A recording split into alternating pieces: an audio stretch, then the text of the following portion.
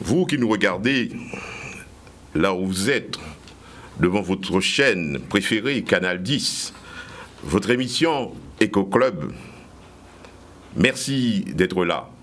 Sans oublier, bien entendu, les accros, je dirais, des réseaux sociaux, les followers, comme on les appelle, à vous tous. Merci, merci d'être là. Aujourd'hui, dans une formule un peu atypique, je dirais de circonstance, c'est un grand plaisir pour moi d'être avec vous, mais à la place où je sais, où je suis. Je préfère être de l'autre côté, mais j'y suis là. Eh bien, de quoi allons-nous parler aujourd'hui? Et que Club va décrypter en quelque sorte ce que nous appelons le buzz de la semaine dernière. Et on y va. Bernard Tapie s'en est allé. Une célébrité de son vivant, une célébrité posthume, est-ce une référence pour des millions de Français? Toujours en France, l'Église catholique est dans la tourmente. Le scandale d'abus sexuels s'invite au plus haut niveau de l'institution. Le rapport de la commission SIAS, 300 pages, dont donne la mesure des dégâts malgré l'omerta de beaucoup de victimes, notamment dans les Outre-mer. L'institution n'est pas inerte. Elle arrête des mesures. Elle arrête des mesures pour les victimes et pour les coupables.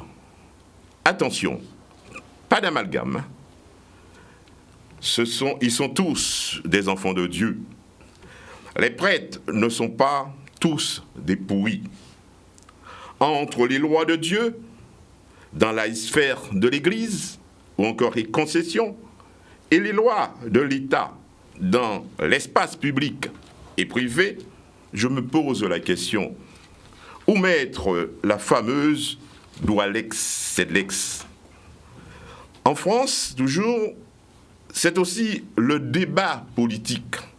Débat politique de plus en plus zémorisé. Ce débat nous interpelle et nous devons nous poser la question de savoir est-ce que véritablement il peut être décliné au niveau du local? Maintenant, en Guadeloupe, la Guadeloupe, comme ailleurs, c'est le Covid. Le Covid est présent, mais c'est ici la judiciarisation à outrance qui nous singularise. La musique est bien connue. Pour les syndicats, le syndicalisme sans mobilisation est impuissant. Pour la justice, la loi sans la force est aussi impuissante. Eco Club, pour sa part, rappelle aux partis, quand la force s'exerce sans le droit, c'est la tyrannie. Toujours dans le local, le PS est aussi dans la tourmente. Olivier Nicolas, secrétaire fédéral nouvellement élu, sera-t-il l'homme providentiel pour recoller ce qui reste du PS? Toujours en Guadeloupe, la Chambre de commerce, Chambre des métiers, les élections sont pour bientôt. Les programmes sont mis en avant. Le contradictoire dans les débats, on a vu ici même, sur ce plateau de Canal 10. Alors, nous devons dire que le meilleur gagne. Voilà, chers téléspectateurs, et vous-même, vous invitez, chers messieurs, chers amis du dimanche, le cocktail thématique que nous allons déguster, je dirais à la sauce guadeloupéenne, 90 minutes durant, sur ce plateau de Canal 10. Alors, je veux d'abord vous dire à vous tous, chers amis du dimanche, d'abord un bonjour à Nico et à Édouard Collet, sans oublier notre ami Mandré, qui sera, je suppose, j'espère en tout cas très prochainement parmi nous. Alors, à vous tous, bonjour. Bonjour à vous, monsieur Ramaï, le fidèle, toujours très actif, très attentif, très présent, je dirais aussi observateur et analyste de la réalité française, guadeloupéenne, pourquoi pas mondiale. Merci beaucoup. Bonjour à tous, bonjour aux amis du plateau, bonjour à tous ceux qui nous regardent ici à Guadeloupe, Martinique, Hexagone et les autres sur les réseaux sociaux. Et puis par ce temps, je crois que vous êtes bien installés chez vous dans votre fauteuil pour regarder Canal 10 et Eco-Club, pour vous éclairer autant que possible. Eh bien, merci. On aura donc à échanger, M. Ramaille, dans la progression de cette émission. Je me tourne vers notre ami qu'on appelle, le nom bien connu, notre maître à penser, Raphaël Espéronel. Ah non, ça ne va, il ne faut pas me faire un coup de tête, ça te va parfaitement. L'homme qui est bien présent sur les médias, qu'on connaît la tonicité, la profondeur de l'analyse. Bonjour à toi, Raphaël. Bonjour. Oui, comme tout le monde, hein, je crois, comme tous les gens de cette génération-là, de ces fameuses... on est déjà maintenant sous la porte, d'une certaine manière. Mais on n'a pas envie d'être simplement des touristes dans notre pays ou des touristes dans le monde. On s'interpelle, on est interpellé. On veut rester émerveillé, paradoxalement, même si par moments c'est désespérant. Mais on se questionne, on essaie de trouver des réponses en sortant des voies, des autoroutes de pensée et en essayant de se dire qu'il y a peut-être derrière la réalité des choses des vérités au niveau des personnes qui est intéressante à partager entre nous. Donc c'est mon but, c'est mon engagement, et je trouve à Eco-Club et donc à Canal 10 une scène magnifique pour pouvoir développer des idées que peut-être par ailleurs je garde pour moi. Merci, très enchanté, très content de ces mots. Aussi des autoroutes de pensée. Je prenais une note, parce qu'il y en a ici aussi. Bon là là. Et enfin, René Bouchant, connaissez-vous, on connaît, c'est le grand syndicaliste, toujours actif. Retraité de la fonction publique, de l'éducation. C'est l'homme très actif, il faut le dire. Et qui même maintenant, dans son domaine, qui est le domaine de l'enseignement, est toujours actif auprès des jeunes pour, je dirais, construire, donner la solidité, la verticalité à ce qu'on appelle l'école guadeloupéenne. Oui, bon... Bonjour. Oui, on préférait dire simplement militant guadeloupéen, point final. Militant guadeloupéen. C'est-à-dire militant pour son pays. Pour faire simple et pour dire la vérité. Oui. Pour faire simple et pour dire la vérité. C'est très simple. Alors. Au cas syndicaliste par fonction. Mais au pas nécessaire, à part au métier syndicaliste, au engagement. De même que si vous voulez, là, on dit pas les talents des bêtes à passer, regardez ce que vous à côté parce que... Moun pas mettre à passer pour moun ka mettre dépasser moun ka non mais c'est choisir de voir ça. Oui, parce que c'est un titre très chouchou. Souvent les mettre à passer c'est parfois bord des bitèques on va pas passer que c'est pour ça qu'ils sont là. Voilà. Mais quand tu le veuilles ou pas, Raphaël, un grand bonjour à tout le monde. Nombreux sont ceux qui s'inspirent un peu de tes analyses, ça c'est indiscutable. Oui, on préfère ça. Depuis le coup de Raphaël, je ne cache. Depuis le coup de Raphaël, je ne dirai, j'ai beaucoup appris. Bon, bonjour à tout le monde, bonjour voilà. à tout le monde qui a regardé nous, quel que soit côté là, il a regardé nous, et puis à espérer que vous êtes content d'être dans le débat là. Ça qui est dommage, c'est que vous ne pouvez pas participer. Vous ne pouvez pas participer, mais peut-être on verra, ça vous plaît, on verra peut-être un jour à l'interactif, je n'en sais rien, c'est vous.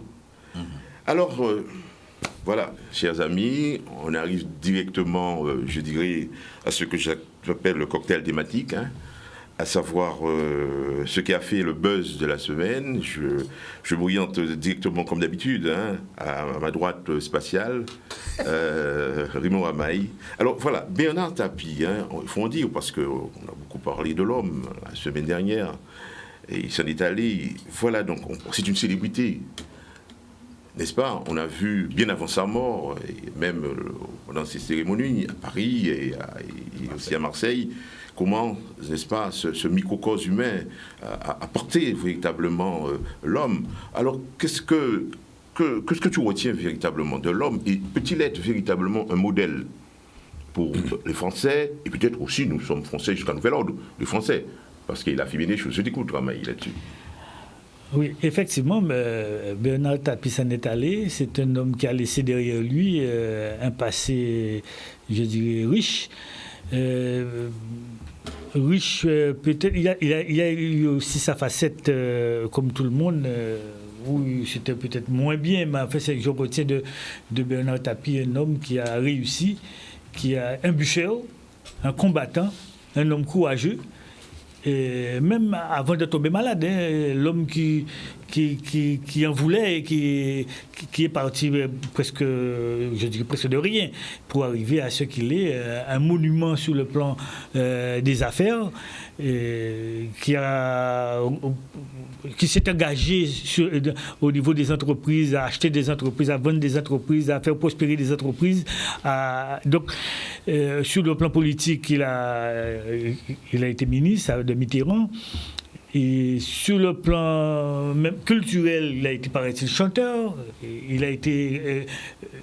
je crois que ce que retient la France de Bernard Tapie, c'est son côté homme d'affaires, mais c'est surtout le président de Marseille, l'équipe de football. Je crois que les Français retiennent Tapie, rattachent Tapie à Marseille, à l'Olympique de Marseille. Et donc, c'est un grand homme. Et pour moi, c'est quelque part une référence. C'est un homme qui, si on pouvait avoir, comme je l'ai dit la semaine dernière, tous les Guadeloupéens avoir un petit tapis à l'intérieur d'eux, je pense qu'on aurait pu faire beaucoup de choses, avec l'état d'esprit de réussir, de convaincre, d'aller vers l'avant, d'aider pour aller dans le positif. Je pense que ça nous manque en Guadeloupe, ce côté-là, cet état d'esprit de positiver, de ne pas se décourager, de ne pas toujours attendre que ça vienne de l'autre, qui doit emmener, qu'on doit apporter sa pierre à l'édifice pour avancer, pour aller vers le positif. C'est ce que je retiens de Tapie, un grand homme, paix à son âme, et j'espère que ça va peut-être motiver les Guadeloupéens pour pouvoir aller dans le sens que Tapie nous a indiqué dans sa vie. Il y a eu un peu de mauvais, il ne faut pas croire comme chacun d'entre nous, mais il y a eu énormément de positifs, toujours la volonté de réussir et d'aller vers le positif. Et c'est ce que je retiens. Et je suis aussi dans cet tempérament-là, comme je dis souvent, hein, Raphaël m'avait dit une fois concernant Haïti, je vois toujours le verre à moitié plein. Et concernant Haïti, il m'avait dit que cette fois-ci, il est vide. Mais moi, je suis toujours dans l'action d'aller vers le mieux, d'aller vers le positif, d'aller vers encourager ceux qui veulent entreprendre. C'est dans cet esprit-là que je me sens aussi, je me reconnais un petit peu de Tapie. Alors je note que c'était combattant, donc Raphaël directement homme multifacette et homme de controversé. Oui, oh là là, comment? Alors je retiendrai de ce que Rébo a dit, le côté paix à son âme, mais bon, c'est quand même plus compliqué. Moi j'ai un problème ces jours-ci avec la mort. Alors peut-être que peut-être que je parle de moi-même, je ne sais pas, bientôt. J'espère que non, enfin pas tout de suite, je ne suis pas pressé. Bon, on a 3 événements que je vais associer pour essayer de développer quelque chose. Bon, Lucette Michel-Chevry, d'une part, Tapie, Dionné Hallyday. Bon, il y en a d'autres. Et je me dis qu'on a quand même un problème avec la mort, parce que tu as l'impression que des gens, au passé sulfureux, et je garde la notion sulfureux, ça vient de soufre, hein. Donc il y a peut-être un côté lumière, il y a aussi le côté démoniaque ou des choses comme ça. Des gens passés au sulfureux qui tout de suite, une fois qu'ils sont morts, sont érigés au statut d'icône républicaine, etc., valeur caudale, immense, etc. C'est un peu facile. Hein. Construire des mythologies vivantes à ce moment-là, c'est facile, puisqu'on est tous dans la culpabilité, dans la gêne, dans la situation un peu mi-figue, mi-raisin, hein, comme dirait. Et donc, on récupère, et Raymond le disait très bien, tout le bien, on oublie la façon dont ce bien a été accouché et les impasses ou les choses qu'il y a eu. Je crois qu'il y a un problème. Quand on me dit dans une société républicaine qu'on veut panthéoniser un acteur, je reviens à Belmondo par exemple, parce que je l'ai oublié dans la liste. On veut mettre au Panthéon Belmondo, Panthéon qui est le cénacle des hauts de l'histoire, des hautes personnalités, des gens qui ont etc. Je me dis, mais attends, dans quel type d'état on est? S'il faut qu'on en a... Alors, tout à l'heure, Delon va bientôt mourir, alors lui va faire quoi alors? Bon, l'autre, on l'appelle Jupiter, etc., etc. Non, il y a un problème. Il y a un problème dans le fait qu'on attend que quelqu'un meure pour ériger des stèles, pour faire des mausolées. Il a été le meilleur que l'homme du monde. Bon, je ne parle même pas de Lucette, bon, c'est pareil, parce que là, je veux garder le consensus mou qu'il y a entre nous autour de ça. Bon, il y a quand même quelque part ce qu'on appelle par ailleurs une crise des valeurs, ou alors une inversion des valeurs. au minimum, si ce n'est pas une crise des valeurs, c'est une inversion des valeurs. Et on va parler de la chrétienté, bon, etc. On verra qu'on est en plein dedans là-dedans. Donc arrêtez. Ce n'est pas parce que l'état spectacle est l'état dominant de la société moderne qu'il faut se faire croire que tous les gens qui faisaient du spectacle, et tout le monde, tous les hommes publics font du spectacle. Et Tapi était aussi un acteur, un magnifique acteur. Je l'ai vu dans une pièce magnifique. Bon, c'est pas parce que les gens sont dans l'état spectacle, ça veut dire que du jour où ils meurent, ils deviennent ces espèces d'icônes. Donc, il y a un problème. Il y a un problème de où sont les vraies valeurs, qu'est-ce qu'on veut défendre, qu'est-ce que la République veut mettre en avant. Et on le verra tout à l'heure par rapport à la chrétienté, par rapport à la démocratie, par rapport au Covid, un tas de trucs. C'est le même débat. Donc, moi, bon, il est mort, paix à son âme. C'était un grand homme d'une grande période sulfureuse qui a traversé toute espèce de choses, comme beaucoup d'hommes publics. Alors, il y a un aller-retour permanent maintenant entre le public et le politique. C'est tout le monde. On est public, on est dans les leaders d'opinion, on est faiseurs d'opinion publique, comme on est dans une démocratie d'opinion. Donc, de toute façon, tout ça s'aspire de manière très, très, très dynamique et ça inspire aussi d'autres personnes. Maintenant, bon, il faut quand même raison garder. C'était un bonhomme, Pathé Monet, il a fait ce qu'il voulait comme tout le monde. C'est un capitaine d'industrie, certes, dans une société capitalistique où tous les coups sont permis et où la cupidité vous permet d'arriver où vous voulez, point barre. Bon, l'autre, notre grande dame, c'était bien, machin. Moi, j'attends que les historiens fassent son bilan historique de qu'est-ce qu'elle a laissé ici, etc. Si c'est à moi qu'on demande de le faire, je peux le faire, hein, parce que je suis quelqu'un des années 70, donc je suis parallèle à elle dans un. Ce sera certainement pas aussi glorieux que ce qu'on croit. Donc, c'est pas parce que quelqu'un meurt, et je dis ça pour les gens qui vont faire mon épitaphe plus tard, qu'il faut automatiquement dire qu'il était le meilleur, le plus beau, le ceci, le cela. En fait, quelque part, pour reprendre une formule chère aux Guadeloupéens, c'était quand même de l'ordre du fonchou. C'était de l'ordre du fonchou. Mais je note aussi que ce n'est pas, je pense que cela n'a pas été dit, mais ce n'est pas l'État qui fait des icônes, des grands hommes, des célébrités, ce sont les citoyens eux-mêmes. Attends, les citoyens pris dans une opinion publique. Et cette opinion publique est quand même formatée d'une certaine manière. Nous sommes les peuples responsables, je dirais, de ceux que nous adorons. Exactement. Que dans la phase de leur existence, ou posthume aussi. Exactement. Alors, voilà, c'est bon, Raphaël? C'est bon, c'est bon. Alors, on est... Quand nous dit en ça. Non, voilà. on va vrai. Bon, parce que ici, il y a des tapis ici, hein, oui, dans le domaine. Dans le domaine. Oui, à Casan plein tapis aussi. Mais on marche dessus. Voilà. Ouais, allez. Non, ça veut dire simplement, hein, c'est que tapis qu'on dote mon adonation, Fortress, Belmondo, etc., c'est des acteurs en période à la société française là, vie à la société française là. Elle avait un bout de lumière hier, elle avait aussi un succès qu'elle obtient. On parle de football, c'est le premier club français qui a gagné la Ligue des Champions. Et pas ni pour d'autres encore qui a gagné la Ligue des Champions. C'est-à-dire que c'est bon qui tenait à ses personnalités, envergure, capacité, vision et sur le charisme pour t'entraîner mon doyau et puis arriver à un certain nombre de biens. Mais c'est bon aussi qui connaît ton paquet d'échecs. Bon, donc, si vous voulez, c'est un acteur. Pourquoi? Parce que c'est un touche à tout. Hein. Parler des comédiens, il était politique, il était ministre, etc. Et lui-même, il a dit, puis grand bêtise qu'il avait fait, c'était peut-être tenir des ambitions politiques, et c'est ça qui cueille.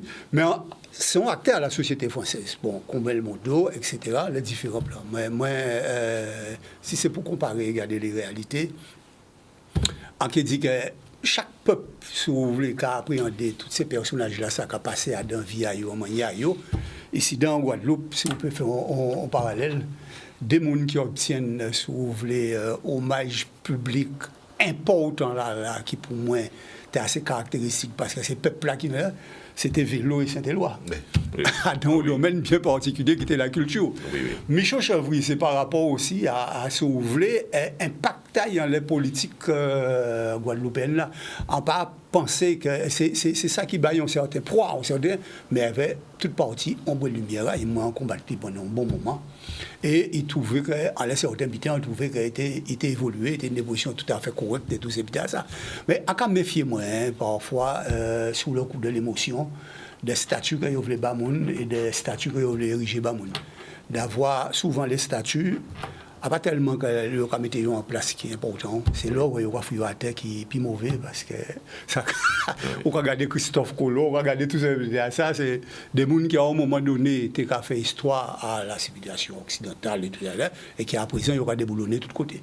Donc même à l'aspect à ça, il faut une petite piste humilité, c'est-à-dire que on peut reconnaître mériter à on a donc tout ça, mais les médias à l'heure actuelle ont tendance à enflammer ces à ça de façon à faire en sorte que c'est qu'il y ait l'aspect positif, très peu l'aspect négatif, ou même là où on a l'aspect négatif, qu'à dire oui, il y a l'aspect négatif, mais tout qu'on fait, bon, c'est le phénomène Napoléon en France.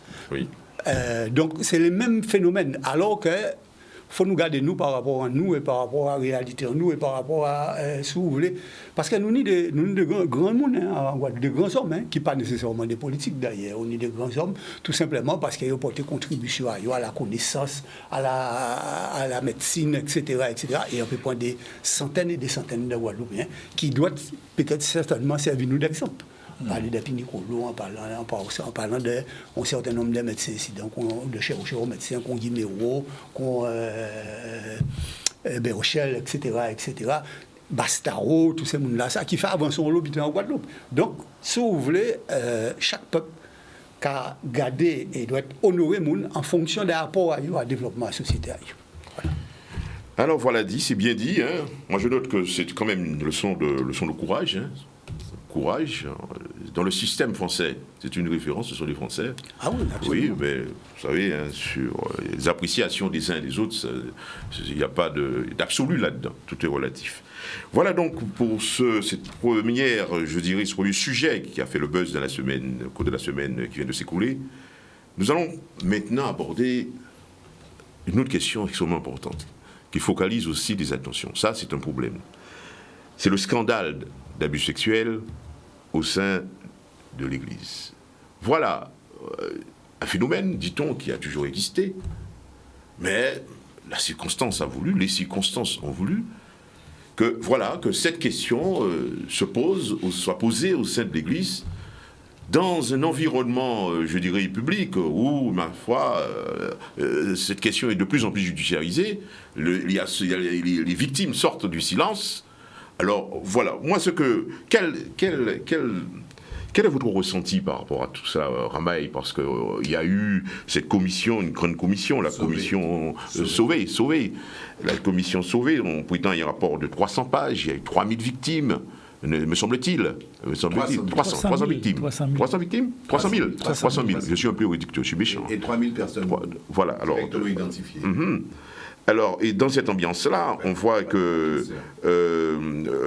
l'omerta, on parle d'omerta, dans la périphérie, les victimes, notamment dans l'outre-mer, refusent vraiment de se prononcer, et l'institution non plus n'est pas inerte parce qu'elle arrête des mesures à la fois pour les victimes, mais aussi pour ceux que l'on appelle les coupables, d'autres diront les bourreaux. Alors, monsieur Ramaï, qu'en est-il ? Alors voilà un sujet particulièrement difficile, compliqué. Comme tu disais, c'était l'omerta sur cet aspect de la religion. Nous sommes dans un pays catholique où, naturellement, l'enquête qui a été menée, alors est-ce que je n'ai pas eu cette information, c'était sur le plan français ou c'est sur le plan mondial? Français, je pense. Français. Pour le moment, c'est français. Hein. Donc, c'est vrai que ça fait énormément de personnes qui ont été victimes de cette affaire-là. Et donc, c'est un sujet délicat, c'est un sujet que je dirais qui fait de la peine concernant l'Église. Je parle de l'Église. Qui affecte l'Église. Qui affecte l'Église. Et les catholiques, ceux qui sont de cette obédience religieuse, comme la plupart des Français, des Guadeloupéens, et donc doivent se sentir un petit peu touchés dans leur intimité, dans leur âme, dans leur chair, dans leur conviction de tout ce qu'il y a de bon concernant l'Église. Et cependant, l'Église, dans la société française, dans la République, ne peut pas se trouver non plus au-dessus des lois. Et donc, s'il y a faute, eh bien, la justice doit passer et les lois de la République doivent s'appliquer, même en ce qui concerne l'Église et les représentants de l'Église en France. Donc, ces gens-là, on ne doit pas se sentir au-dessus des lois. Et j'ai trouvé tout à fait normal que le ministre de l'Intérieur, M. Darmanin, puisse dire et rappeler, et le ministre de la Justice aussi, puisse rappeler que l'Église n'est pas au-dessus des lois. Donc la loi doit s'appliquer à tous ceux qui ont fait des fautes. Et je terminerai pour dire aussi que c'est pas parce qu'aujourd'hui l'Église catholique est dans cette tourmente regrettable que les autres religions ne sont pas... oui. on peut interférer, on a des interférences qui se produisent et on ne peut pas... c'est un petit peu partout pareil. Hein. Il ne faut pas que les autres montent du doigt les catholiques, l'Église catholique, et de dire que nous sommes à l'abri. Je crois que tout le monde se trouve dans le même sac de ce domaine-là. Et il faudrait que la justice passe partout et pour rétablir la confiance de chacun à travers leur obédience religieuse. Voilà, donc on va arriver à la pub, mais enfin, j'ai bien compris, hein, la loi, heureusement, elle est la même pour tous. Hein. Comme on le dit souvent, do Alex, c'est l'ex, elle est dure, mais c'est la loi. Alors, messieurs, nous sommes maintenant à une page publicitaire, comme on le dit souvent, télé pas marché sans publicité. Raphaël Spironel, voilà, sur la question de l'Église. Oh là là. Il y a beaucoup à dire. Il y aurait beaucoup à dire, et je vais partir loin pour arriver à la problématique tout de suite, parce que vous avez bien compris que ça c'est pas né comme ça. Hein, même il y a un certain dévoilement ou une certaine révélation maintenant, moi j'estime que cette problématique-là, ce sujet-là, c'est le secret le mieux partagé de l'histoire et de l'hypocrisie des 20-30 dernières années. Tout le monde est au courant, et on en parle maintenant parce qu'il y a tout un vaste processus occidentalisé de dévoilement, mais c'est un secret que tout le monde connaissait depuis tout le temps. Des prêtres qui avaient des enfants, qui avaient des ceci, qui étaient macoumères, qui étaient ceci, cela. Bon, faut arrêter. Alors, par contre, ce qui m'interpelle, et c'est pour ça que je vais prendre du recul toujours par rapport à ça, c'est le statut des idéologies, pour commencer, et après des grands récits. Hein, l'idéologie, c'est plus au niveau sociopolitique, les grands récits, c'est peut-être plus au niveau littéraire et tout. C'est vraiment l'écroulement des idéologies. Le communisme, le socialisme, les théocraties, le consumérisme, tout ça, on est dans une accélération par rapport à ces idéologies. Et il restait quand même de manière forte, chez nous en Occident, deux idéologies dominantes qui semblaient tenir le cap et donner la leçon au monde entier. C'était effectivement la démocratie, qui reste quand même une idéologie, et puis la chrétienté. Et ces deux idéologies sont supportées par des récits intellectuels mis en place, puissants. La démocratie, c'est la liberté, l'égalité, l'équité, etc., etc. On voit un petit peu ce que donne le problème du Covid, avec cette notion, alors indépendamment du débat sur le Covid, avec cette notion liberté individuelle par rapport à sécurité collective. Et on sent que ça met en mal l'idée même de démocratie, puisque de plus en plus on parle d'État policier, d'État administratif, etc. Il y a un vrai problème d'une réflexion sur l'avenir de la démocratie par rapport à ce premier coup de boutoir du Covid, et il y en aura d'autres.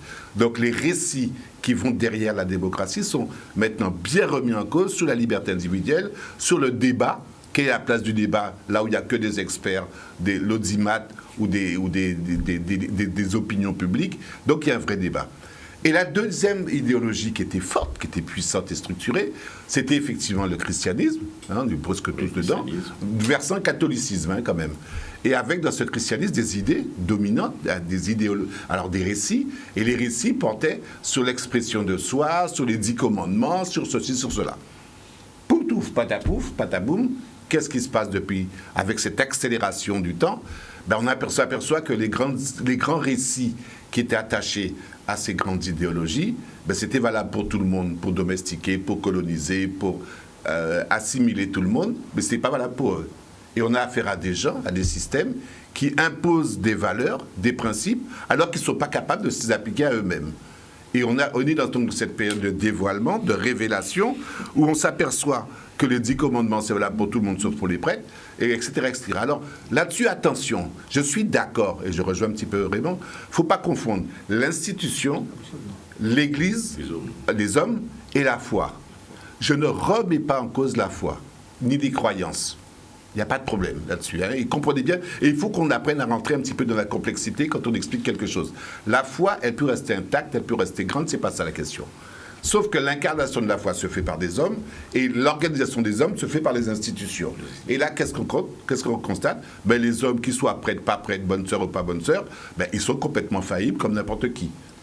Sauf qu'à la différence de la démocratie dans le public, la faillibilité humaine est peut-être évaluée, punie, ou on va parler de judiciarisation, évaluée par le droit, alors que dans l'Église, institution, ça a été couvert, cautionné et exonéré. Et ça, c'est complètement inadmissible. Je veux dire qu'il y a là une atteinte profonde faite à la valeur humaine, dans sa définition la plus ontologique, personnelle et la plus phylogénétique en tant qu'espèce. Et là, je ne marche pas du tout. Mais est-ce que ce Lucifer, peut-être au sein de l'Église, ne pourrait pas aussi s'expliquer par le fait que l'Église n'avait pas les éléments de maîtriser la chose, n'est-ce pas? On a eu plutôt peur des dégâts, parce que j'ai bien entendu dire ce matin d'une personne, n'est-ce pas, qu'elle va se faire débaptiser. Oui. Ça montre que parce qu'en fait, l'institution même, peut-on dire que c'est pas, enfin, on parle de prêtres, on dit que c'est quelques prêtres. Oui, je ne sais pas de les défendre. Non, mais bien sûr, c'est le débat. Il s'agit de crimes. Le viol, la pédophilie, et etc. Sur le plan pénal, tout à fait. Ce sont des crimes par ailleurs. Donc, et que l'Église a su, qu'elle a toujours su, l'Église en tant qu'institution, que l'institution a su et a cautionné, parce qu'elle les appelle si on les sortait de leur diocèse ou dans leur Église pour les mettre ailleurs, ou ils rebondissaient ailleurs, reproduire leurs mêmes méfaits. Et il y a toute une histoire une histoire de la répartition des prêtres, on le sait très bien en Guadeloupe aussi, où on recevait les dernières personnes des territoires. Donc on ne peut pas rentrer dans un débat. Je refuse qu'on rentre dans un débat qui va d'une manière ou d'une autre essayer d'expliquer. Il n'y a rien à expliquer. Il y a un degré zéro dans toute chose. Le degré zéro, ça veut dire qu'à un moment donné, quelque chose est simplement intolérable. Très bien. Et comment expliquer, c'est une question que je pose, ce grand silence des victimes? Parce qu'on fait, alors un psychologue pourrait peut-être mieux comprendre les choses que moi, parce qu'on fait, est-ce que c'est la souffrance interne, est-ce que c'est le contexte, c'est l'ambiance du moment qui fait qu'on ne dénonce pas, est-ce que c'est le statut de l'Église, n'est-ce pas, et du prêtre qui pèse sur les esprits et qui fait que les gens ont peur, quelque part? Alors Jean, c'est tout ça en même temps. On n'est pas dans un raisonnement binaire, c'est ça ou ça, c'est ça ou ça, c'est tout ça en même temps. C'est un petit peu de chaque, comme je dis. Le fait que les gens ne parlent pas face à un dévoilement, qui est un viol encore pour eux, parce que c'est quelque chose qui était secret, qui était enfoncé au plus profond de leur mémoire. De leur intimité. D'une certaine manière, ils avaient mis une coque par-dessus pour essayer d'oublier quoi que ce soit. La souffrance est indicible. Elle est morale, elle est physique, elle est affective, elle est dans des domaines, etc. Et il y a beaucoup de pudeur aussi par rapport à ça. Il y a aussi la peur du qu'en dira-t-on. Il y a beaucoup de choses qui jouent. Tout joue en même temps. Ce qui fait que les gens s'écrasent, les gens n'en parlent pas. Et puis, quelque part, ils participent à cette espèce d'omerta, mais ils y participent en tant que victimes, pas en tant que causeurs ou responsables. Mais c'est vrai qu'on n'en parle pas et que peut-être ce ne sera pas l'immensité. Alors, en criminologie, on dit souvent que quand on découvre un phénomène, délinquance, drogue, etc., ce qu'on découvre, c'est 1/10 de la partie immergée. La partie immergée.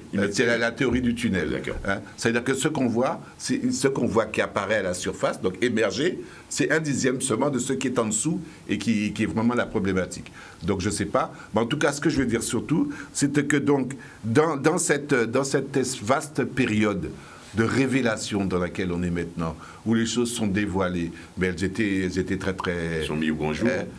Elles sont mises au grand jour. On a l'impression que fonctionnent des espèces que les miroirs maintenant sont inversés. C'est-à-dire que les miroirs retournent vers le public, retournent vers l'opinion publique, qui elle-même a été énormément formée, elle-même a été formatée par les médias, les ceci, cela, le buzz, le spectacle, le scandale, etc. En tout cas, il y a des choses qui sont dévoilées, mais ça reste quand même inadmissible. Alors on peut tout à fait dire que dans cette institution, n'est-ce pas, où il y avait des pratiques les plus plus prenantes, n'est-ce pas? On avait certainement des personnes qui étaient, disons, dans une forme d'indifférence intéressée. C'est dans ce sens qu'il y avait ceux qui voyaient, peut-être des prêtres aussi, qui voyaient ce qui se passait, mais eux aussi, ils étaient intéressés, ils ne disaient rien. Et comme ça, il y avait un phénomène de prolifération de victimes. Mais il y a surtout, genre, ne jouons pas avec les mots. C'est le principe de base qu'il y a dans les mafias. Mafiacratie. Donc le silence et l'omerta, qui fait que les gens ne peuvent pas s'exprimer, on n'ose pas s'exprimer, la vox populi et tout ça. Et donc, moyennant quoi, ça continue à exister.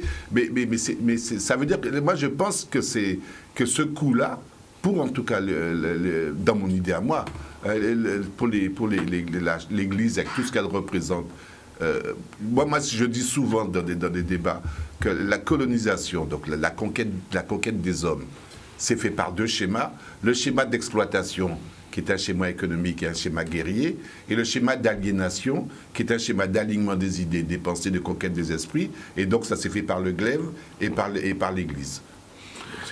Eh bien, grand merci à toi pour Raphaël. Alors, René, ou t'es clergé, non? Pas t'es à l'église, non? Pas t'es à la communauté?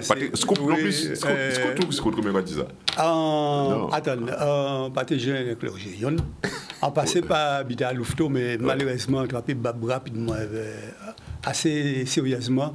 C'est responsable d'habiter à Louveteau, là, et tout ça. Si bien qu'on pas passé à n'importe quel habité, ils mettaient des rois avant. En partie ça, moi, j'étais à l'école lycée. On fait l'école lycée, et là, on vient trop grand. Il y a moi, il dit voter. Juste un détail, excuse-moi. Donc, vas-y. Juste un détail, René. J'ai été enfant de chœur, une fois ou deux, dans une commune en France, en Normandie, et je lisais le Messie, enfin la Missel, je faisais parce que j'étais le seul à parler français. Ah bon? Ouais. Donc en Normandie, dans les années 58-59, je parlais bien français, vous avez compris. Et à l'époque, tout le monde parlait patois, parlait normand, parlait machin comme ça, et le pote me faisait monter pour lire le missel pour les gens. Tu te rends compte? Oui, alors non, mais c'est vrai. On revient à non, pas nécessairement. Par contre, c'est vrai quand tu as récité, ça t'est arrivé moi réciter bien en latin, sans faire latin. Oui, et ça arrive moi réciter en l'église même, leur tu as appris à débuter en latin, jusqu'à ce que, bon, on peut de la mais en fait, ça, c'est un autre problème. Donc, ça on veut dire simplement, c'est qu'il ne faut pas oublier un bitin. C'est que l'institution catholique, l'institution, il n'a pas existé en tant qu'institution avant. Hein.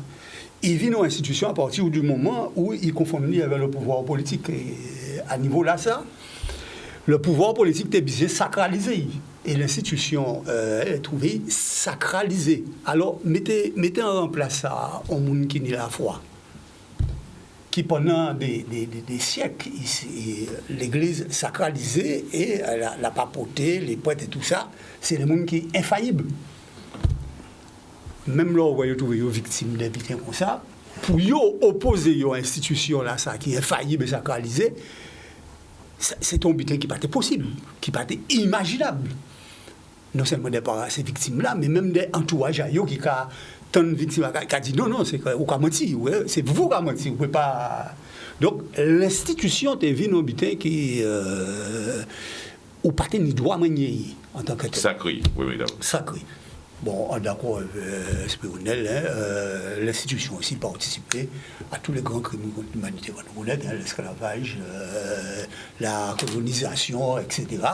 Pourquoi? Parce qu'effectivement, le pouvoir, d'ailleurs, le pouvoir politique très tôt, ayant paré aussi d'habiter à l'institution, pour reconquérir le tombeau du Christ à Jérusalem et tout ça. En fait, c'est un moyen pour lui de conquérir des territoires et d'appareiller un certain nombre de richesses et tout ça, sous couvert de la croix et l'épée.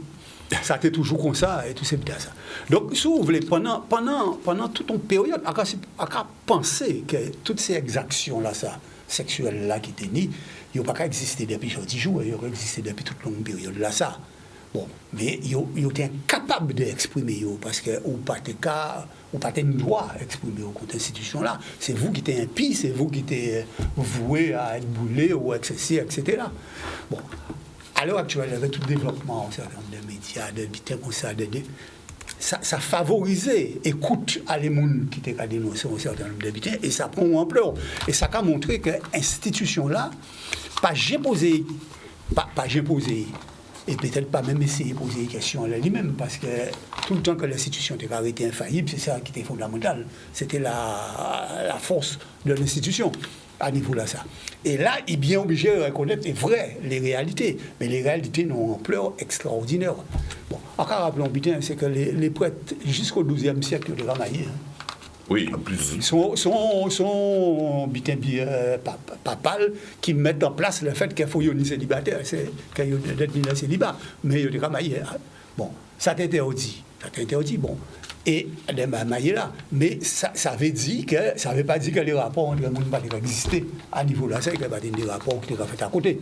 D'ailleurs, dans l'histoire même de la papauté, de l'Europe, de l'Occident, on va dire, quand c'était monde qui va trouver fils à fille à la pape, fils à la pape, etc. Ça a toujours existé, ces butins-là, ça, dans ces milieux-là, ça. Et il y a bien qu'à parler des Borgia, de Lucrèce Borgia, qui était pape et qui était en madame.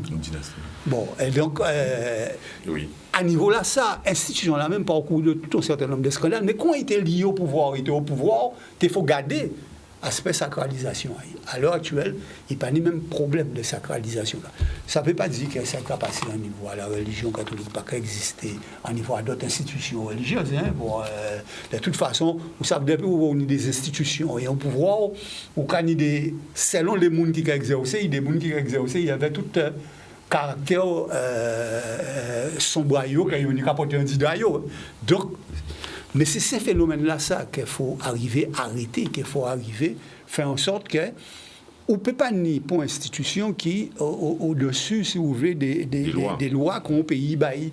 À niveau là, ça, c'est pour ça, là, ouais, Monseigneur l'a déclaré que la confession, c'est même vite qu'il a secret professionnel de médecine, etc., ça n'a pas chébé la route. Ça n'a pas chébé la route. C'est-à-dire que, bon, Bougar a une conférence en crime, mais quelque part, l'État peut très bien dire comment ou connaître ton crime ou pas dénoncer ça, mais ou complice. Et accusé. Faut clair au côté là ça. Il faut que ça a posé tout un certain nombre de questions, et ça a posé là. Les questions au niveau des rapports, oui. Mais de pédophilie, etc. Mais aussi problème à relation qui pénit entre les institutions et la vie démocratique à nos pays. Mais oui, alors juste vous dire aussi que, enfin, il ne s'agit pas de protéger XY, mais il faut voir aussi qu'il y avait le contexte, ces pratiques s'inscrivaient dans un contexte du moment. Oui, il y avait peut-être ce que l'on peut appeler un vide juridique. Les lois n'étaient pas aussi élaborées et qu'il y avait un silence autour des choses. Maintenant, nous rapportons des jugements là, ça. Nous portons le jugement. C'est tout à fait normal que nous faut condamner. C'est parce qu'il y a une évolution sur le plan juridique, il y a une visibilité de ce qui est invisible. Et par conséquent, il y a un ajustement juridique, et nous en parlons, mais à juste titre. C'est vrai, mais Jean, il y avait quand même, pour la religion catholique en particulier, il y a quand même le droit canonique. Il y a les 10 commandements qui faisaient office, même s'ils ne rentraient pas dans la lecture démocratique, ça faisait quand même office de code de conduite. Tu ne tueras point, tu ne violeras pas, tu ne pas ceci, tu ne pas cela. C'est eux qui ont préconisé ça, c'est pas moi. Hein. Et puis nous avons une proximité politique qui était forte. C'est-à-dire qu'il y a une institution qui a protégé l'autre. Nous avons une proximité politique forte. Parce que il y en a qui en France qui paraît là, scandale là, les bases à rapport là, qui montraient un peu là ça. Mais il paraît aux États-Unis aussi, il y a des journalistes qui ont commencé une grande enquête, si bien que le non-apostolique qui est obligé d'éliminer, faire partie la décision du Vatican, etc., et réorganiser toute l'Église catholique, parce qu'il y a le même phénomène-là qui te paraît là. En Afrique, avec les missionnaires et tout ça, c'est le même problème-là. Sur le thème de l'esclavage, oui. Et si vous êtes habitant, donc, proximité, si vous voulez, politique là qui existait, c'est qu'en fait, une institution qui a couvert l'autre. Alors, le problème, c'est qu'effectivement, d'une part, dans le paysage organisationnel, effectivement, une institution couvre l'autre. Oui. Mais la dérive qui s'est passée, c'est que les institutions elles-mêmes, qui ont en principe leur propre... Ce sont des administrations, ce sont des systèmes de fonctionnement. Les institutions sont devenues les bras armés du pouvoir. Oui, et cette dérive-là s'est faite très rapidement, depuis longtemps. Bon, on a le même problème à l'OMS par rapport de viol, de ceci, de cela, par rapport à l'Afrique, par rapport à là où ils vont. Donc il y a un vrai problème profond, systémique, pour ne pas dire systématique, qui est maintenant en place. L'institution qui est faite pour servir le public au service au service du public. C'est une institution publique. Hein, bon, on s'aperçoit maintenant que dans son interface, elle n'est pas plus au service du public qu'elle est au service du pouvoir pour faire passer les choses, et donc dans une complocité avec ce pouvoir-là. Oui. Donc c'est tout à fait. Donc c'est un des effets, je dirais, plus près de nous, de l'esclavage. C'est un des effets collatéraux du système. Plus près de nous, la MINUSTAH en Haïti, l'institution, c'est Servie. Voilà. Alors maintenant, on en a parlé, on a vu, on a approché un peu l'ampleur du désastre. Alors, maintenant, ça se passe en France. Quid du reste du monde? Parce que cette question qui se pose en France, c'est l'Église, on pourrait très bien la voir se proliférer dans le reste du monde. Et donc, comment s'en sortir? Comment? De toute manière, on imagine, je vous pose la question, la réponse du système français, la réponse de l'Église, pardon, de ce corpus qu'est l'Église, sa réponse sera déterminante quant à l'avenir de cette question au niveau mondial. Il ne faudrait pas s'étonner, peut-être, qu'une instance mondiale, si tout le pays se réunisse au plus haut niveau et décide qu'il faudrait prendre des mesures contre ça, alors là, ça échappe à la France. Le problème, c'est que là, on rentre dans la symbolique. Et là, une fois qu'on est dans la symbolique, on ne sait pas jusqu'où ça va aller. Mais la France est quand même la fille aînée de l'Église. La fille aînée de l'Église, ça c'est bien dit aussi. Et donc, effectivement, si ça arrive là, ça va nécessairement... Alors, il y a les amateurs de la théorie du ruissellement. C'est là qu'on va voir comment ça va ruisseler. Comment ça va décliner sur toutes les autres, les autres États ou des choses comme ça. Mais je pense que ça ne peut pas laisser neutre, en tout cas les opinions publiques et les gens, même si les institutions entre elles vont essayer de se solidariser, de se consolider, parce qu'elles n'ont aucun intérêt à ce que la pyramide s'effondre. Donc elles sont condamnées à être solidaires. Et c'est plus facile pour eux que pour le peuple du peuple. Mais je pense que le mal est fait du côté du peuple. Pas par rapport à la foi, j'y dis bien attention. Les gens vont rester dans un rapport à la foi, à la croyance, mais ils vont court-circuiter les institutions, j'espère. Oui, on va aller vite, donc urgence de restabiliser l'institution. C'est une œuvre collective, ça.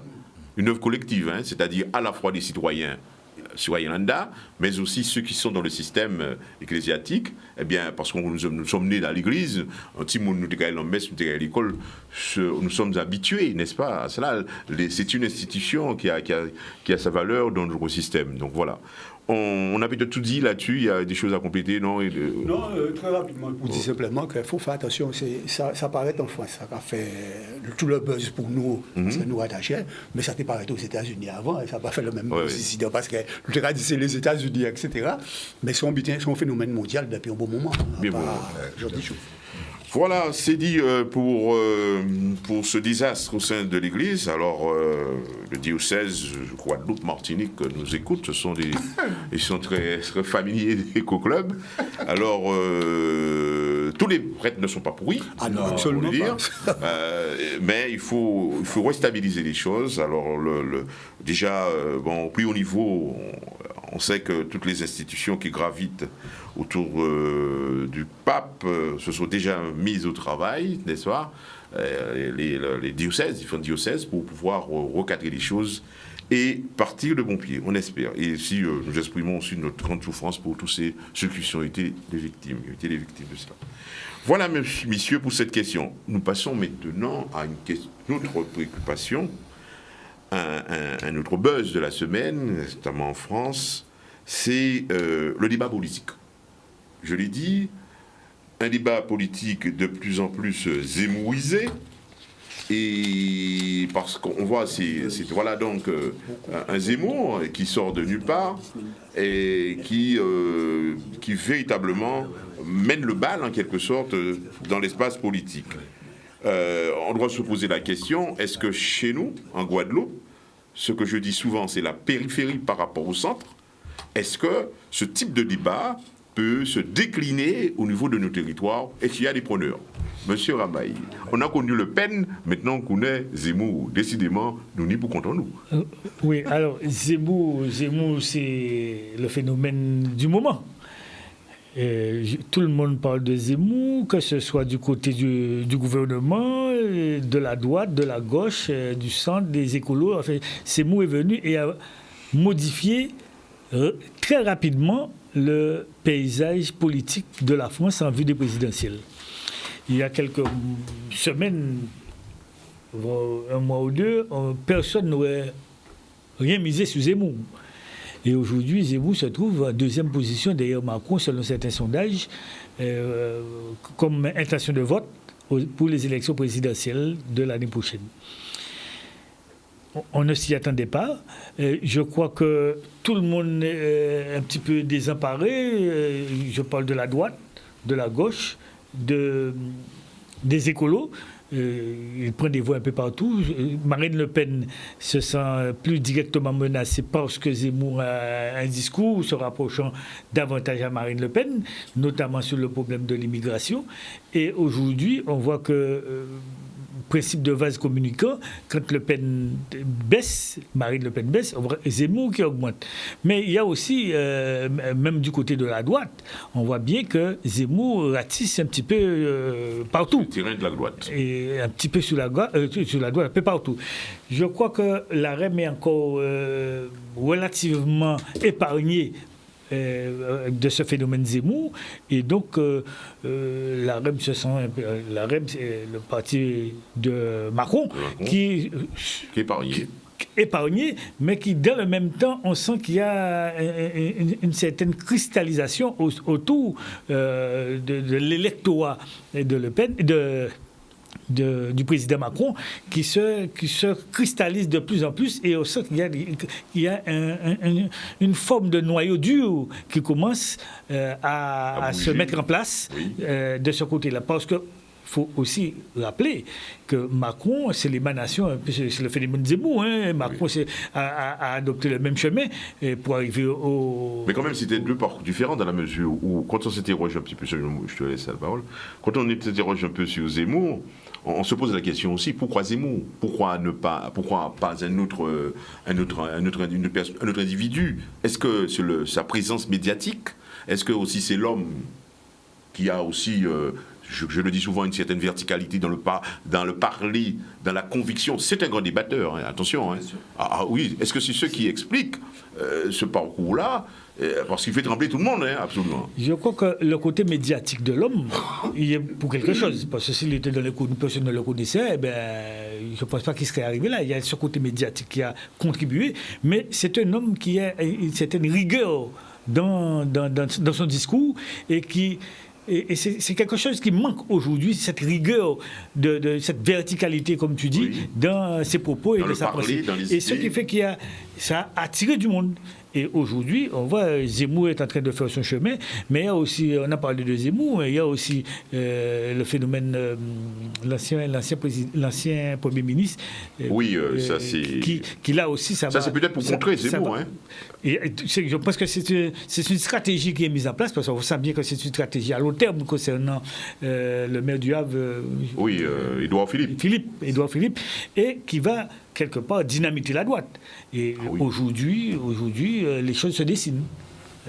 En vue des élections présidentielles, les choses deviennent de plus en plus claires. Voilà. Alors, je viens vers toi, Raphaël. Moi, ce qui m'interpelle, c'est que s'il y a un Zemmour, c'est qu'il y a une écoute favorable. Il y a l'auditoire. Des oreilles, il y a des auditoires. Parce que sinon, un phénomène zemmourien, quel qu'il soit, s'il n'y a personne pour l'écouter, pour créer le truc autour de lui, il n'existerait pas. Donc il y a des thématiques.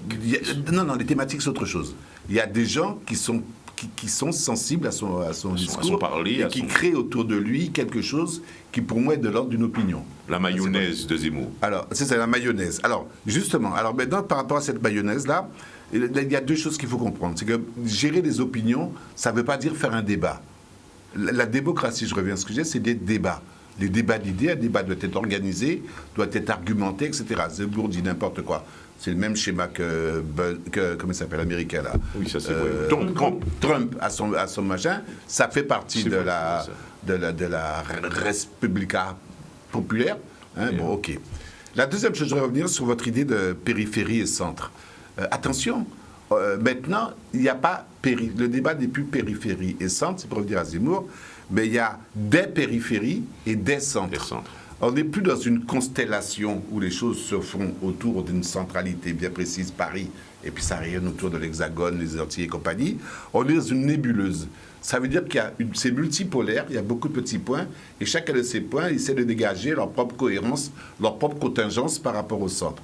Ce qui veut dire que Zemmour, c'est une espèce d'orbite qui passe autour de toutes les nébuleuses, de toutes les périphéries.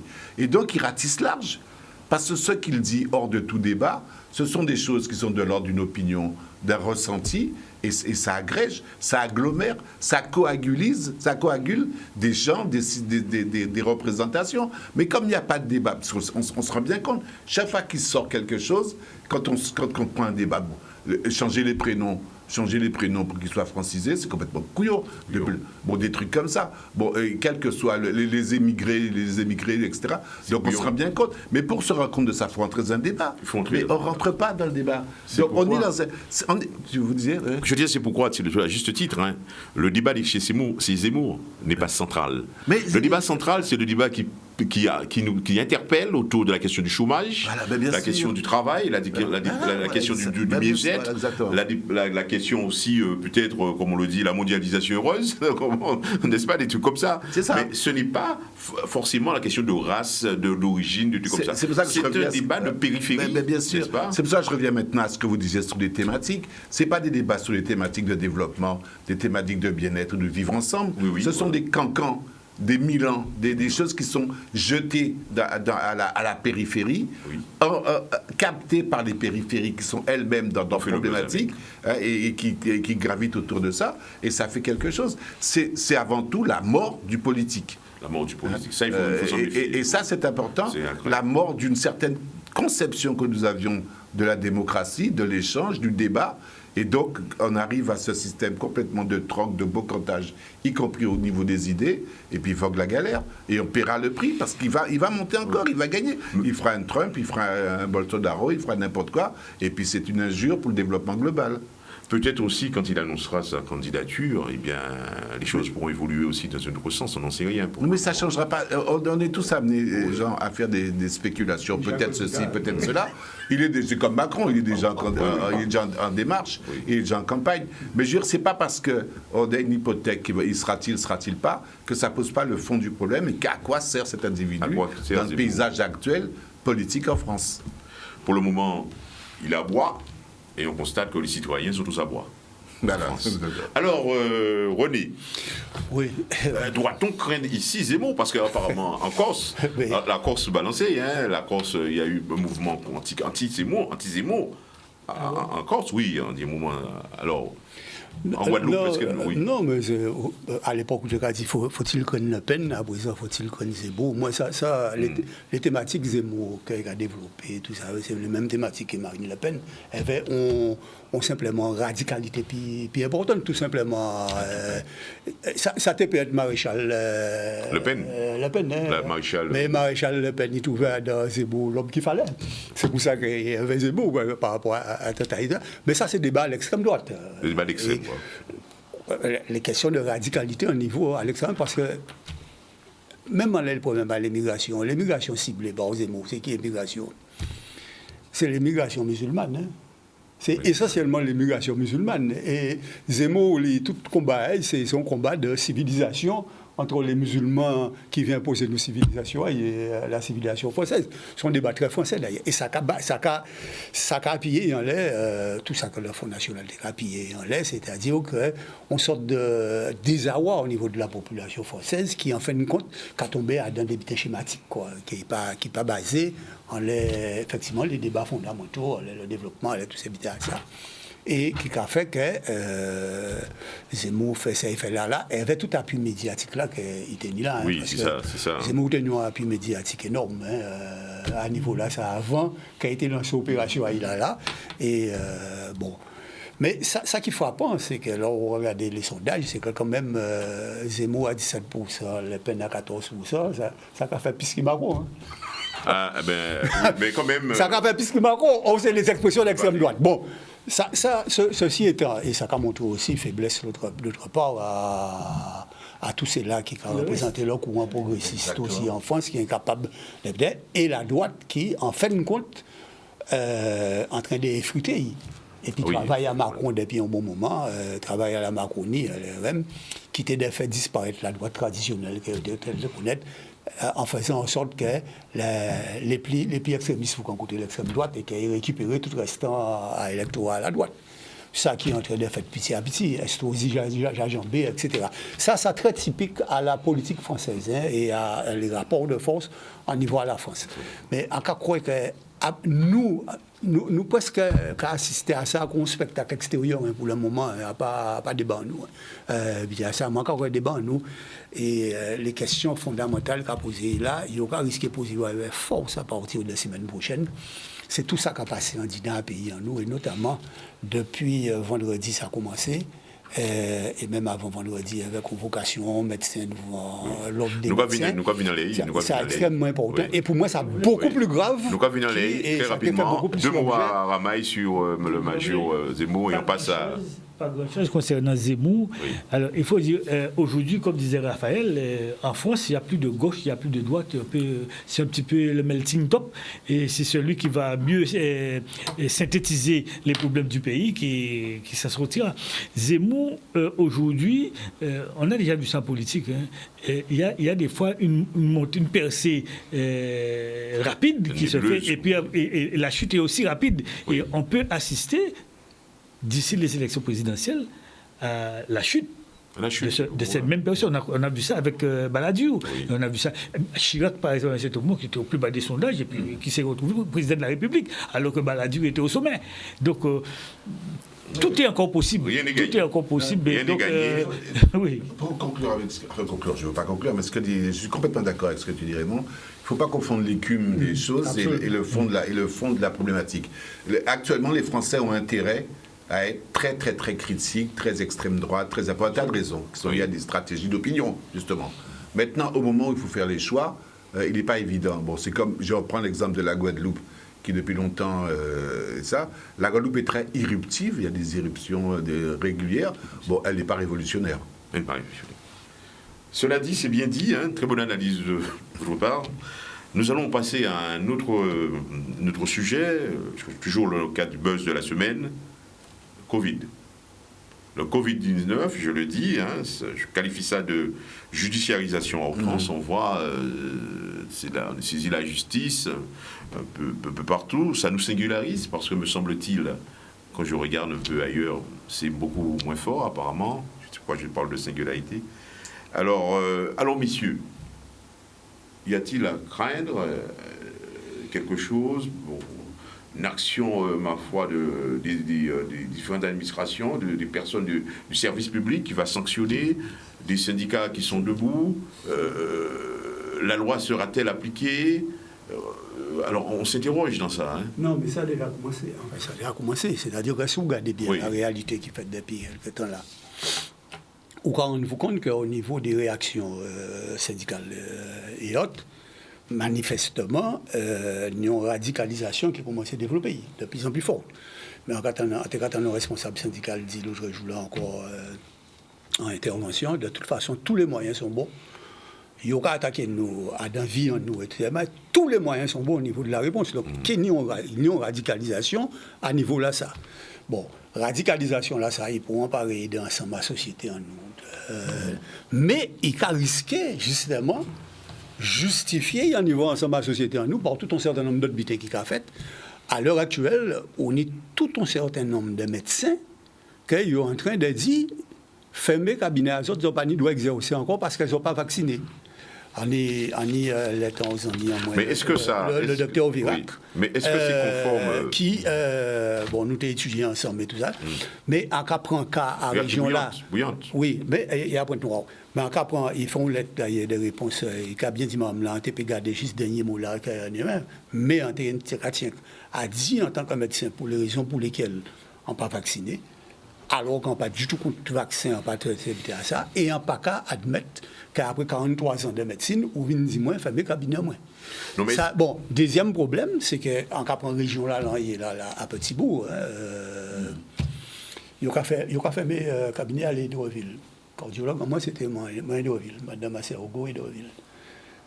il a fait mais il a dit ça il pas doit exercer, il a dit papa Colbert qui était étudiant avec moi qui pas doit exercer, etc.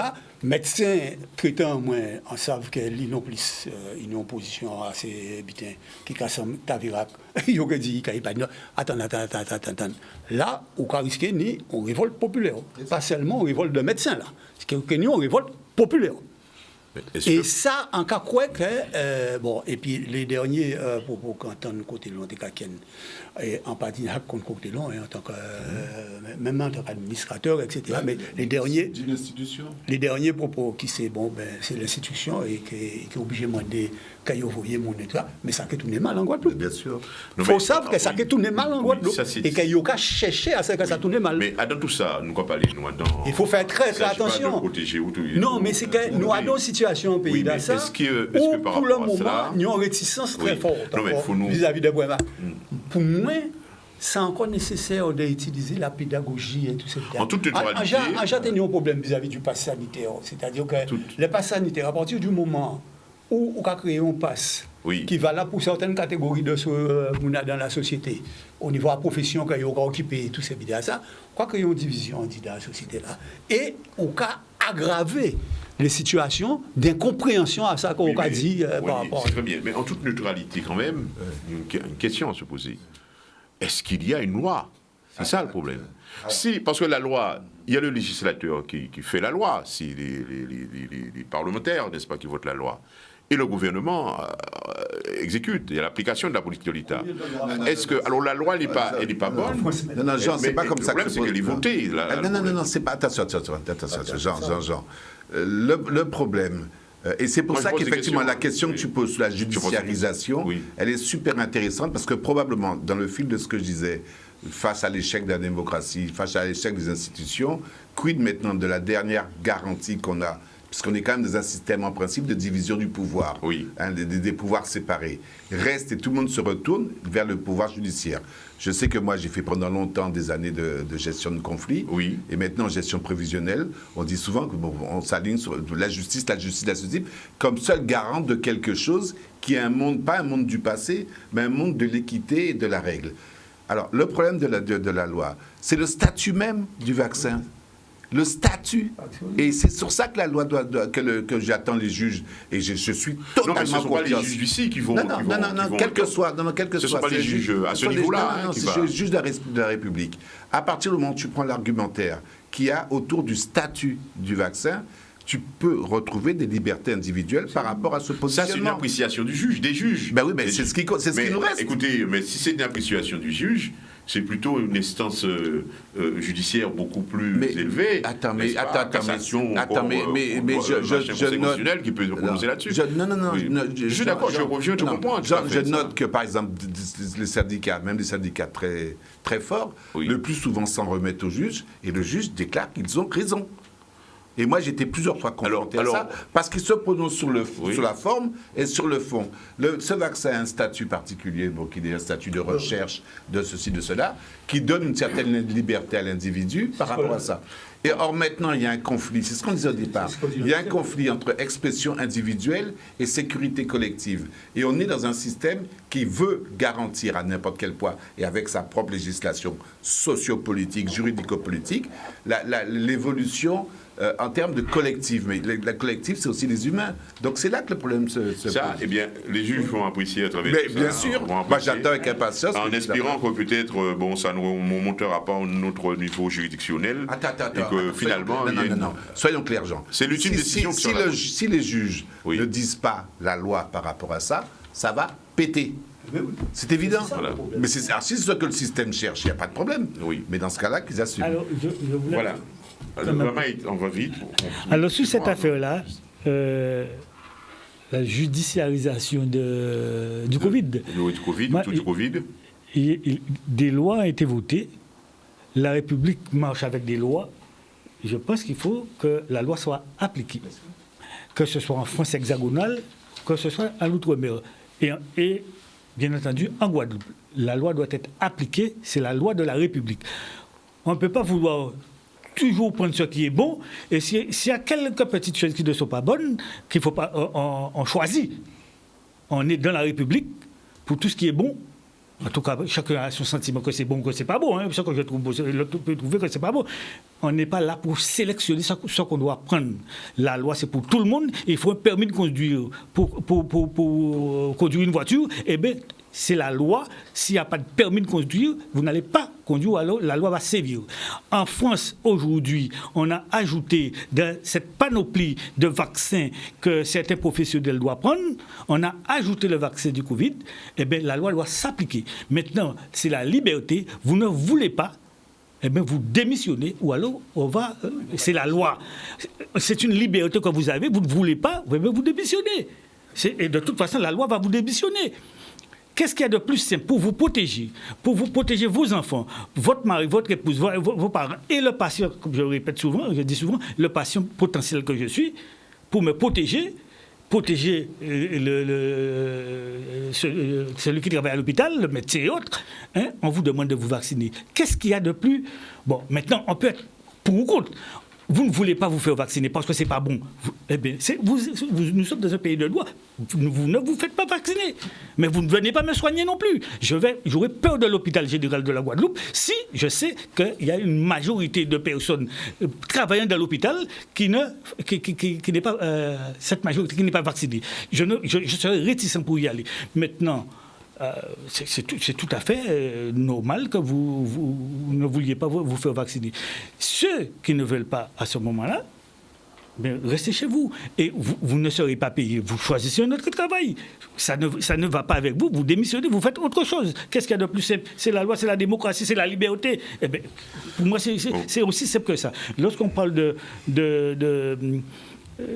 Raphaël parlait tout à l'heure de statut du vaccin. Moi, je veux bien, j'entends. Moi, je suis un homme vacciné. Toute ma famille est vaccinée. On se porte tous bien. Mais c'est pas là le problème. Mais c'est parce que je l'ai voulu. Maintenant, si je ne voulais pas être vacciné, à ce moment, il y a un certain nombre d'endroits où on ne peut pas aller parce qu'on risque de contaminer les autres ou alors on risque de se faire contaminer. Voilà. Je sais pas, on reste toujours dans la liberté et du droit. Oui. Rapidement sur cette question. Et puis, je voulais ajouter aussi, vous n'êtes pas vacciné. La nation a mis la santé gratuite pour tout le monde. Vous ne voulez pas. Eh bien, à ce moment-là, là aussi, vous prenez vos responsabilités. Vous tombez malade, vous allez payer votre facture à l'hôpital. C'est aussi simple que ça, c'est la liberté. Vous avez fait un choix. Non. Vous avez fait un choix. Non, mais le système, mais pas tout le système. Non, mais il faut être clair. Moi, on ne peut pas choisir. Oui. Non, mais il faut être clair. Je parle d'un médecin qui répond. Des médecins, c'est-à-dire des gens qui sont experts et qui sont qualifiés. Oui. Je ne parle pas d'un tel qui dit ça dans la rue. Oui.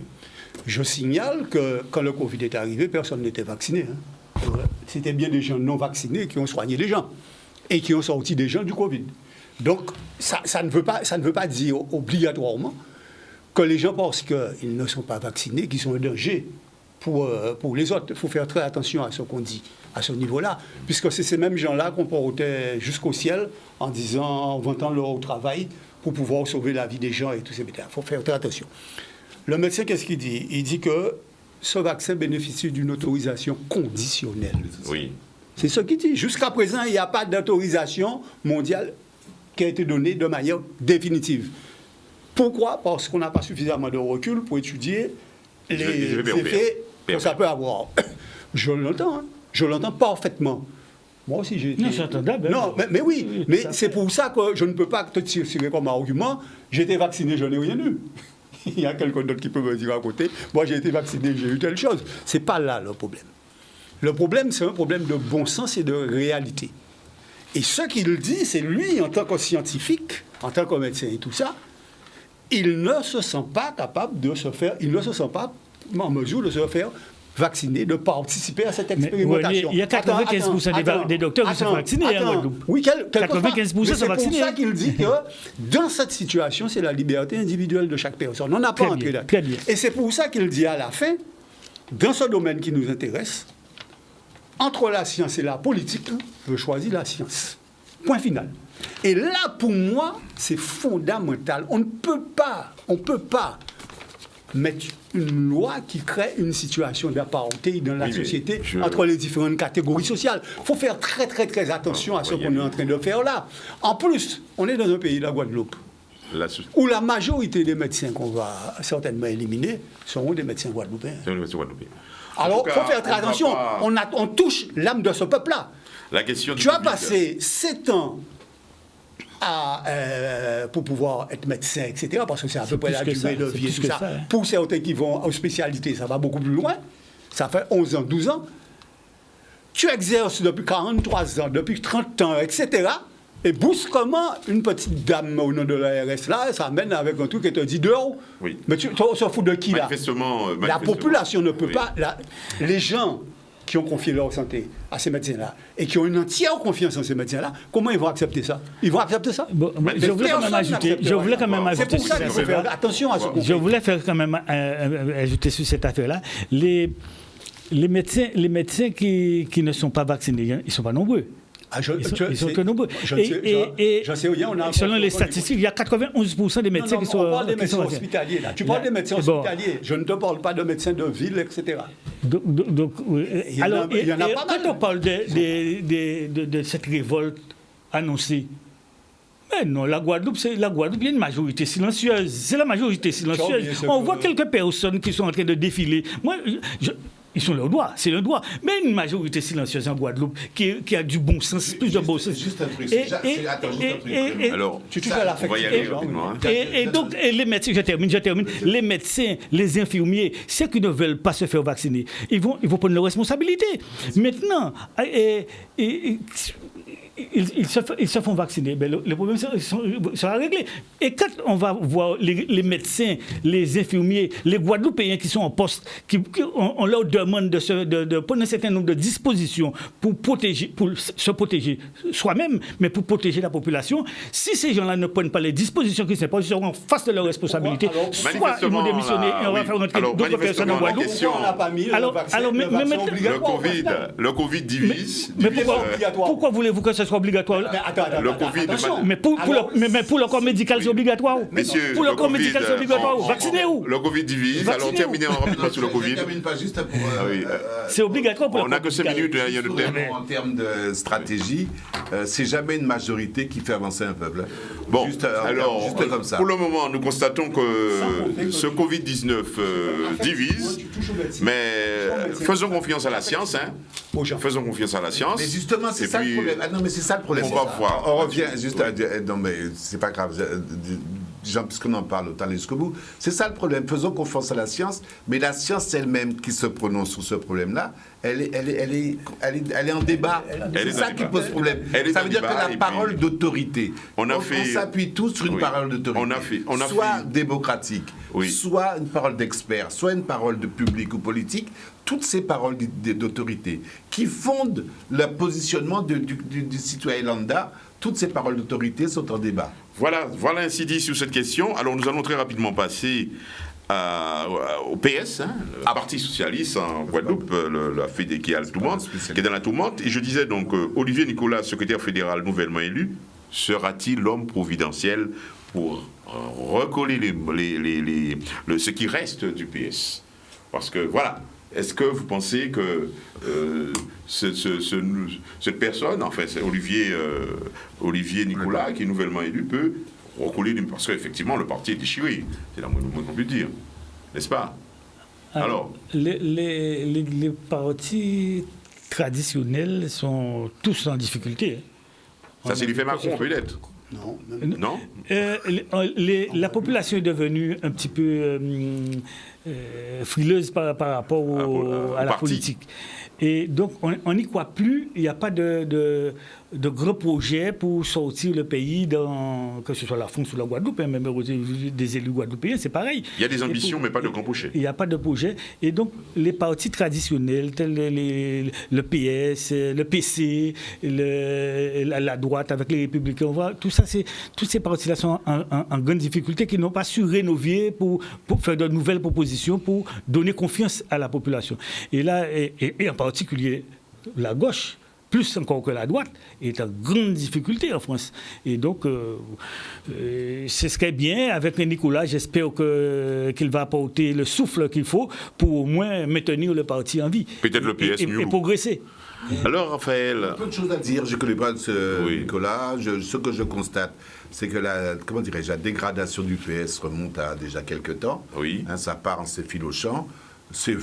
Pour moi, c'est un fin de cycle, un fin de Ça s'effrite, oui, d'abord.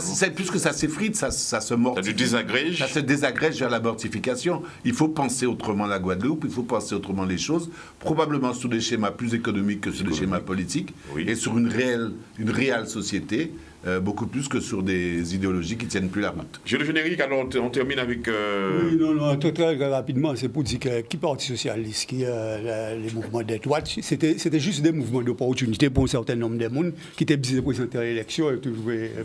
À part des bidons qui étaient basés dans projet, point idéologique. Nicolas, c'est un salarié à l'UL et il est connu en tant que salarié à l'UL. Depuis mes tomes jusqu'à etc. Et toujours salarié à l'UL, ensuite salarié. Le copilote qui devient pilote. Bien. Donc, en réalité, moi... Le copilote qui devient pilote. Non, c'est simplement la ligne Lurel qui continue. La ligne Lurel. La stratégie, peut-être. C'est d'abord la stratégie pour le compte de M. Lurel et pas autre chose. Voilà, ainsi se termine cette émission dans la configuration qui est celle d'aujourd'hui. Vous avez vu, téléspectateurs. Et puis donc, l'émission sera retransmise demain matin à 5h du matin, autant que sache. Vous avez l'adresse email ecoclub@gmail, ecoclub 97 @gmail.com. Vous pouvez donc sur Facebook aussi, hein, donc nous y sommes, Canal d'Ici. Alors voilà donc pour cette émission. Passez une bonne journée, un bon dimanche, et comme on le dit, allez dans la paix du Seigneur. Ça va pas.